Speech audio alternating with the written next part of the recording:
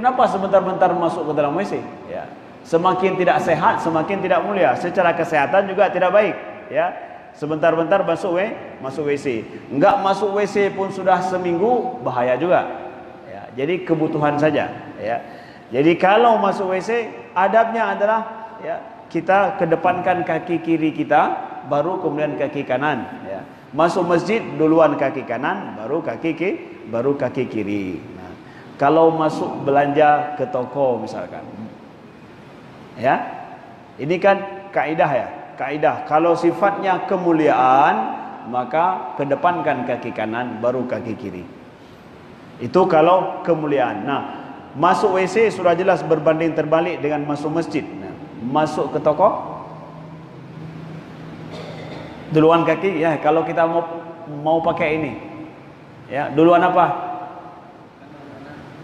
Duluan, apakah sebuah kemuliaan berbelanja di toko atau kebutuhan? Kebutuhan saja ya, sebuah kebutuhan. Maka kaki kiri dulu berarti, baru kemudian kaki kanan ya. Sampai melangkah seperti itu ada aturannya di dalam, ada adabnya di dalam Islam. Kalau mau dijalankan adab ini, kalau enggak mau dijalankan ya udah. Tapi kalau di masjid itu memang ada aturan secara khusus yang disebutkan oleh Nabi sallallahu alaihi wasallam. Bahkan kemudian ada doanya lagi ya. An Abi Hurairah radhiyallahu anhu qala Rasulullah sallallahu alaihi wasallam, "Idza dakhala ahadukumul masjid falyusallim 'alan nabi walyaqul Allahumma iftah li abwaaba rahmatik wa idza kharaja falyusallim 'alan nabi walyaqul Allahumma aqsimni minasyaitonir rajim." Ya. Jadi bahkan ada doa ya, kalau kita masuk ke dalam masjid, kita berselawat dulu ya kepada Nabi, baru kemudian kita bacakan Allahumma iftah li abwaaba rahmatik dalam sebuah riwayat. Kemudian kalau kita keluar, selawat juga kepada Nabi, baru kemudian kita mengucapkan Allahumma a'simni minasyaitonir rajim, ya Allah jagalah aku daripada syaitan yang terkutuk ya, kalau kita keluar dari masjid ya. Sedangkan dalam riwayat yang lain disebutkan doa Nabi ketika masuk ke dalam masjid, wa idza dakhala ahadukumul masjid falyaqul Allahumma iftah li abwaaba rahmatik wa idza kharaja falyaqul Allahumma inni as'aluka min fadlik. Nah, jadi doa ketika kita masuk, Allahumma iftah li abwaaba rahmatik, ya Allah bukakanlah pintu rahmatmu ketika kita masuk ya. Sedangkan ketika kita keluar, Allahumma inni as'aluka min fadlik, ya Allah aku meminta kepadamu karuniamu. Nah, atau dalam riwayat yang lain, Allahumma a'simni minasyaitonir rajim, kalau kita keluar, ya Allah jaga aku daripada syaitan yang terkutuk. Kita gabung dua-duanya boleh. Ketika kita keluar dari masjid, kita ucapkan Allahumma inni as'aluka min fadlika wa a'simni minasyaitonir rajim, ya Allah aku meminta karunia padamu dan jagalah aku daripada syaitan yang terkutuk. Nah, itu doa kita keluar dari masjid. Dan masuk ke dalam masjid memang doanya adalah kita dapatkan Nabi sebutkan, minta apa? Allahumma iftah li abwaaba rahmatik, ya Allah bukakanlah pintu rahmatmu.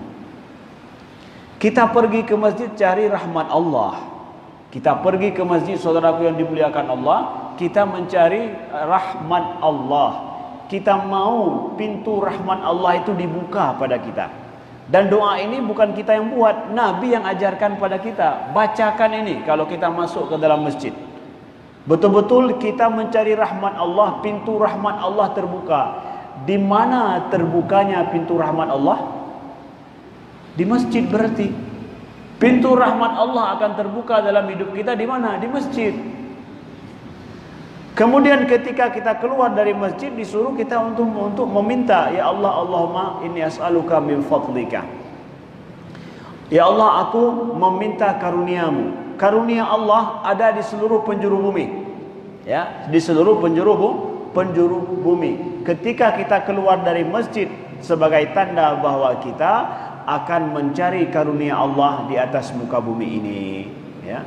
Betul-betullah masjid ini tempat pintu rahmat Allah terbuka, dan di masjid ini kemudian adalah tempat di mana kita meminta Allah membukakan karunia dalam hidup kita. Jadi masjid ini bagian penting daripada hidup kita, saudaraku yang dimuliakan Allah. Pada saat kita merasa rahmat Allah terkunci dalam hidup, maka cari kuncinya di masjid. Cari pintunya di masjid.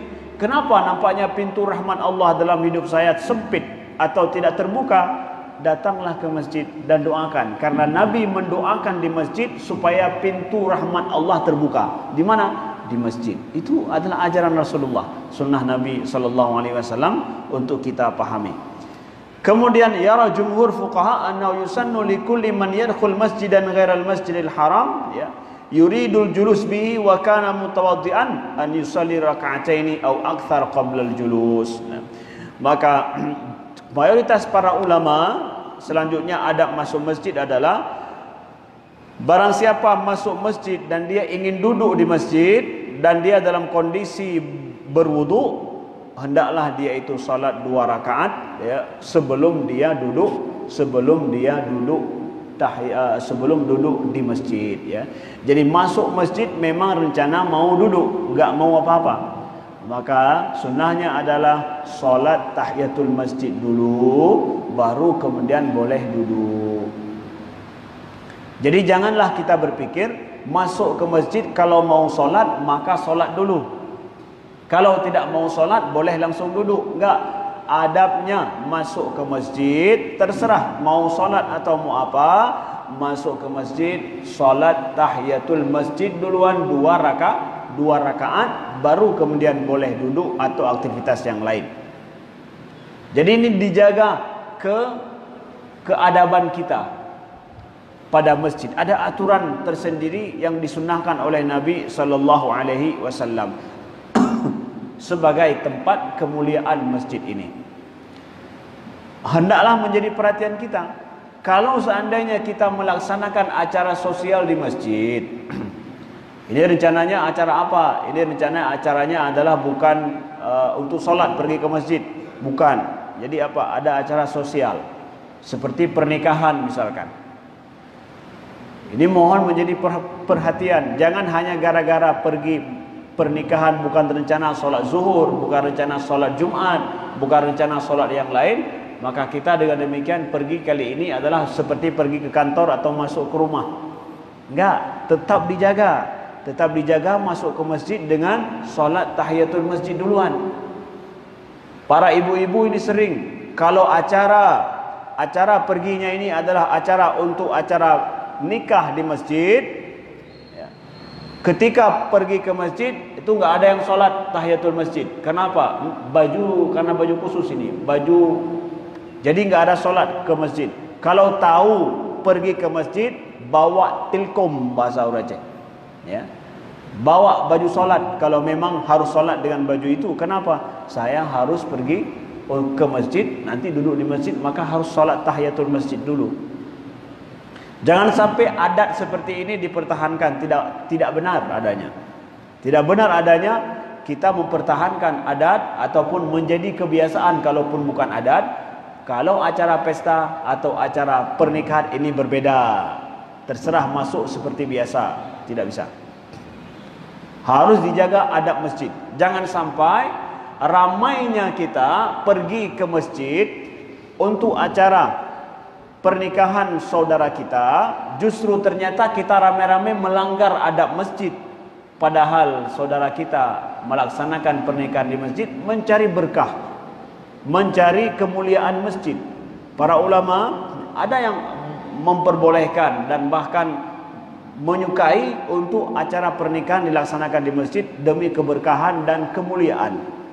Jangan sampai kemudian, ya, orang-orang yang datang ke situ justru tidak memuliakan masjid, kemuliaan akan hilang. Gara-gara si fulan buat acara pernikahan di masjid, hilang kemuliaan masjid. Jadi mereka yang nanggung, kemuliaan mereka cari, justru mereka harus tanggung dosanya. Begitu juga dengan keberkahan yang mereka cari, justru gara-gara sebab mereka datang orang banyak, justru menghilangkan keberkahan acara pernikahan tersebut. Nah, Kami ingin kasih tahu juga, beberapa waktu yang lalu kami di Masjid Baitur Rahman. Masjid Baitur Rahman, Masjid Raya Banda Aceh. Saya kasih tahu aja, nggak apa-apa ya, untuk menjadi perhatian kita. Pada acara tanggal cantik, tanggal bagus. Tanggal 21 bulan 1 21, itu tanggal cantik namanya. Ya, saat ini anak-anak kita kalau buat acara pernikahan cari tanggal cantik. Ya. Cari tanggal cantik. Jadi tanggal 21 bulan 1 21. Nah, itu ramainya bukan main yang acara buat pernikahan. Ketika saya masuk ke Masjid Baitur Rahman Banda Aceh, ya, saya lihat acara pernikahan di situ. Di setiap pojok masjid itu ada orang yang duduk karena apa? Yang menantikan apa? Menantikan acara. Kalau dia datang untuk si fulan, yang ini datang untuk si fulan, yang ini datang untuk yang itu. Ada 5 pasang acara pernikahan yang sedang jatahnya itu di depan, yang belum jatahnya maka nunggu dulu di sana, nunggu di sini, nunggu di sana, atau yang sudah selesai jatahnya sekarang sedang foto-foto. Seluruh penjuru masjid penuh orang, semuanya persis seperti pasar ikan, bukan seperti mall ya, atau bukan pasar ikan, kita katakan ributnya orang seperti pasar apa ya, yang semua orang ngomong. Semua ngomong ribut bukan main. Ini mencela masjid. Ini mencela masjid. Kalau sampai seperti ini, maka panitia masjid boleh menginfokan, bahkan untuk suruh keluar semua jamaah. Karena mereka tidak diharapkan ada kebaikan, justru bisa menodai masjid. Para jamaah diharapkan keluar dari masjid atau diam berzikir pada Allah. Karena di dalam masjid itu apa? Di dalam masjid adalah zikir pada Allah, mengingatkan orang-orang untuk takut pada Allah, baca Al-Quran dan solat. Ketika seorang Arabi, orang Arab Badui masuk ke dalam masjid, dia kencing. Ini Arab Badui datang kencing di masjid ya. Kemudian Nabi suruh ya supaya dibersihkan kencingnya dengan disiram dengan satu ember air ya. Lalu Nabi panggil Arab Badui ini Nabi katakan bahwa masjid ini enggak boleh untuk dilakukan di dalamnya kecuali adalah solat, zikir kepada Allah, dan juga adalah baca Al-Quran. Udah 3 hal itu aja, enggak boleh yang lain. Majlis ta'lim seperti ini masuk zikir pada Allah, mengingatkan orang akan Allah, mengingatkan orang akan agamanya, mengajarkan orang pada agamanya. Selain daripada itu, nggak boleh angkat suara di masjid ini, nggak boleh banyak ngomong di masjid. Kalau mau ngomong silahkan keluar. Maka acara-acara pernikahan di masjid hati-hati, ya. Acara pernikahan di masjid hati-hati, jangan menodai adab masjid, jangan merusak adab masjid. Sanggup jaga adab ini buat, kalau tidak sanggup maka nggak usah buat di rumah saja. Jangan gara-gara saya ingin cari berkah, anak saya buat acara cari berkah, datang orang justru menghilangkan berkah. Justru kita menjadi sebab hilangnya berkah dan diinjak-injaknya adab masjid. Ini mohon kita jaga bersama. Ya. Mohon kita jaga bersama. Ini jelas tidak benar, tidak baik, dan harus diperbaiki kebiasaan seperti ini. Datang ke masjid karena pernikahan itu enggak ada pikir lagi masalah adab masjid. Enggak bisa. Tetap adab masjid diperhatikan. Saudaraku yang dimuliakan Allah.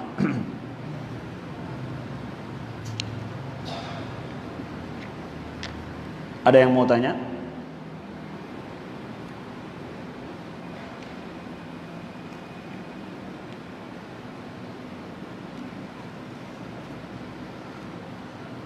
Ada yang mau tanya? Oh, ada pertanyaan. Dari ibu-ibu. Oh ya.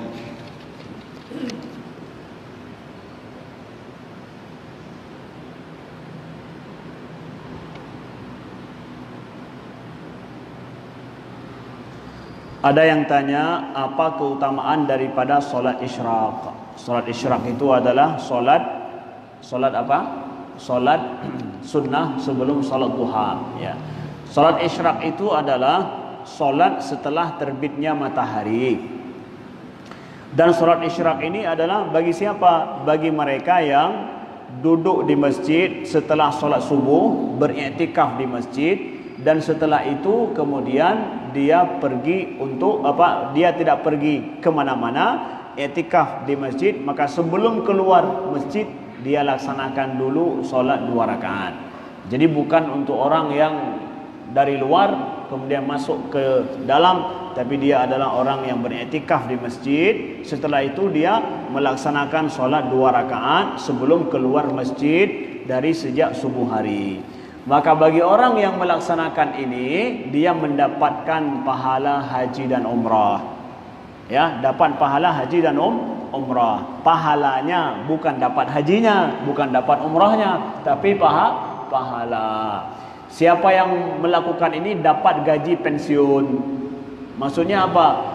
Sebesar gaji orang pensiun. Orang pensiun dapat gaji tunjangan misalkan berapa? Tunjangan pensiun berapa, maka dia dapat, tapi bukan masuk sebagai pensiunan ya. Statusnya bukan pensiunan, tapi sebesar gaji itu. Ini pahalanya ya. Bagi yang enggak sanggup pergi umrah, ya paling kurang dapat pahala umrah ya. Di antara pahala umrahnya ini setelah solat i'tikaf, setelah i'tikaf kemudian laksanakanlah solat isyraq 2 rakaat. Dari situ akan dapat pahala tersebut insyaallah taala. Nah, dan isyraq ini dia sebelum duha. Isyraq sebelum duha.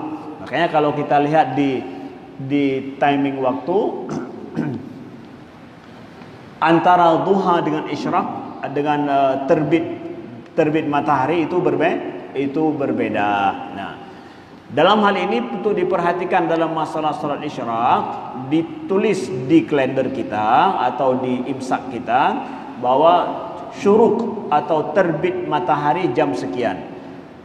Itu menurut yang membuat imsak ataupun yang membuat kalender salat itu, waktu salat dimaksudkan waktu isyraq itu atau waktu syuruk atau waktu terbit matahari memang sedang terbit matahari. Ya, itu waktu terbit matahari. Jadi syuruk dikatakan di situ adalah saat terbit matahari. Dan kita tahu saat terbit matahari itu adalah waktu di mana dilarang untuk salat. Tunggu dulu setelah terbit matahari baru laksanakan salat isyraq. Sehingga kata para ulama ketika matahari sudah naik sepenggal lahan setinggi galah atau setinggi tombak. Nah, artinya dia sudah naik, maka tunggulah kira-kira 10 menit setelah keluar matahari laksanakan salat isyraq. Salat isyraq setelah itu.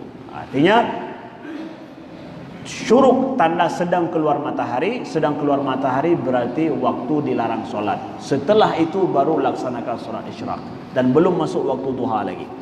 Ya, waktu duha setelah itu.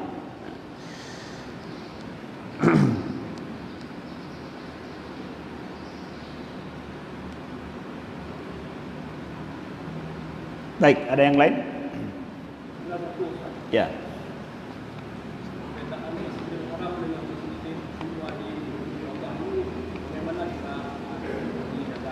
Ya, baik, perbedaan dengan Masjidil Haram.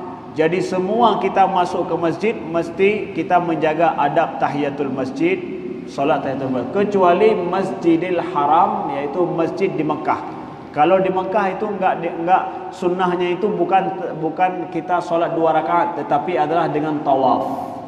Dengan tawaf. Ketika kita datang, kita tawaf sunnah, itulah merupakan kekhususan daripada Masjidil Haram. Kita enggak laksanakan solat 2 rakaat, tetapi adalah dengan kita melakukan tawaf. Itulah tawaf tahiyatul masjid ya. Tawaf tahiyatul masjid khusus untuk Masjidil Haram yang di Mekah. Sedangkan Masjid Nabawi sama seperti tempat kita laksanakan solat 2 rakaat juga. Masjid di Mekah saja yang kita masuk adalah tawaf dulu. Maka pergi, datang, sempatkan waktu untuk tawaf dulu, baru kemudian laksanakan solat yang lain. Nah, Ada pertanyaan, apabila seandainya masuk tahiyatul ke masjid pada saat waktu sedang dilarang solat. Ada 3 waktu dilarang kita untuk solat, yaitu solat ketika terbit matahari, ketika matahari pas di atas puncak kita, kemudian setelah itu ketika sedang terbenam matahari, itu nggak boleh solat. Kalau kita masuk ke masjid pada waktu seperti itu, saya laksanakan solat tahiyatul masjid atau tidak? Dalam mazhab Imam Syafi'i, kalau laksanakan tahiyatul masjid maka boleh kapan saja walaupun pada waktu demikian. Karena ini solat adalah solat ada sebabnya. Kenapa saya solat sekarang? Karena saya sedang masuk ke masjid. Karena saya sedang masuk ke masjid, dengan sebab ini maka saya melaksanakan solat 2 rakaat. Nah, 2 rakaat tahiyatul masjid walaupun pada waktu yang terlarang itu, dalam mazhab Imam Syafi'i itu boleh. Dalam mazhab yang lain tidak boleh. Tapi mazhab Imam Syafi'i diperbolehkan kita walaupun waktu terlarang kita masuk ke masjid, waktu sedang dilarang solat, itu enggak berlaku bagi tahiyatul masjid. Boleh laksanakan tahiyatul masjid pada waktu tersebut. Begitu juga solat sunnah pada hari Jumat dalam mazhab Imam Syafi'i. Pada hari Jumat pas di tengah siang begini, pada saat matahari tengah di atas ufuk, boleh tidak melaksanakan solat sunnah atau solat yang lain? Khusus hari Jumat mazhab Imam Syafi'i boleh, enggak ada masalah. Ya, jadi jangan dipermasalahkan solat apa orang tuh, ya. Pas di tengah-tengah ini belum azan zuhur lagi. Kan belum azan zuhur, kalau zuhur sudah tergelincir, tapi ini belum tergelincir. Nah, dalam mazhab Imam Syafi'i, ya kalau hari Jumat itu enggak ada larangan. Silahkan, itu masa-masa kita berhari raya dengan solat. Dalam kondisi ngantuk, misalkan datang ke masjid ngantuk-ngantuk, duduk ngantuk, maka mau laksanakan solat, perbanyaklah solat, silakan.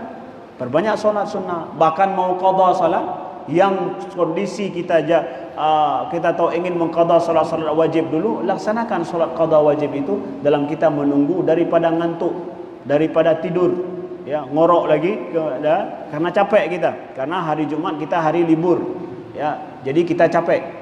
Hari libur. Hari Jumat mana ada hari libur? Hari kerja. Ya, hari kerja kita. Jadi capek kita. Ya, jadi laksanakan itu, ya, tidak masalah. Sekian, terima kasih. Mudah-mudahan berguna dan bermanfaat. Apabila ada pertanyaan boleh dimasukkan di dalam kotak konsultasi, yang akan kita jawab pada pertemuan yang akan datang. Sekian, terima kasih. Subhanakallahumma wa bihamdika asyhadu an la ilaha illa anta astaghfiruka wa atubu ilaika. Wassalamualaikum warahmatullahi wabarakatuh.